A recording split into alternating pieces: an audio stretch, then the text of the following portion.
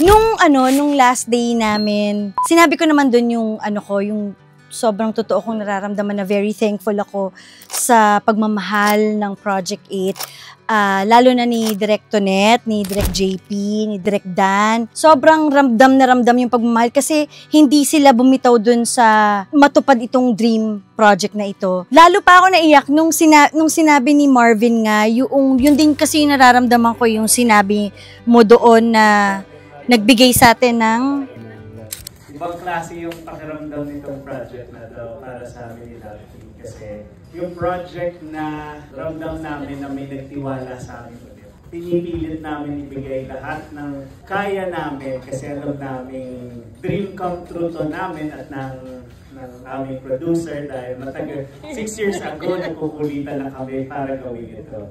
So it's a dream project not just for us but for a lot of people. So kaya talagang pinipilit namin ibigay ang todo namin. So maraming salamat sa inyo dahil isa siya talagang dream project. Thank you, Project. Palitan na natin. Daliin! Take two. Yung sinabi mo doon!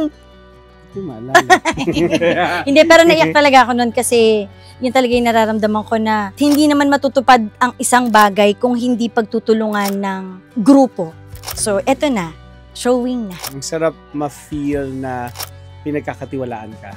Ang sarap maramdaman na nire-respeto. We have Julina Magdangal and Marvin Agustin, our lead actors for this film.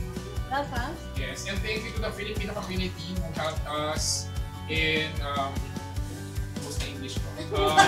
Yung kakayanan nyo mula nung simula when they were doing the material, they teached it to us dahil meron kaming nai-envision ni Jolina na gusto naming gawin na project. When we shared with them our true feelings, ang sarap na hindi inignore, kundi niyakap nila kung ano man yung nararamdaman at gusto namin mangyari sa pelikula. And naging very, very collaborative yung pagtatrabaho namin. Ang sarap makipagtrabaho sa mga tao na pinahalagahan yung teamwork.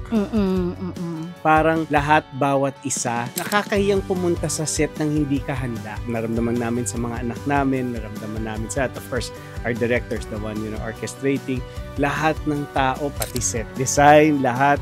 Ang sarap ng lahat nagtatrabaho para makagawa ng isang pelikula, para makapagpalabas ng pelikula na panonoorin ng tao at magiging proud kami. Happy day ito nga, Direk. No, actually, it's Paco Park. Welcome to Paco Park. We're in Paco Park right now. Okay.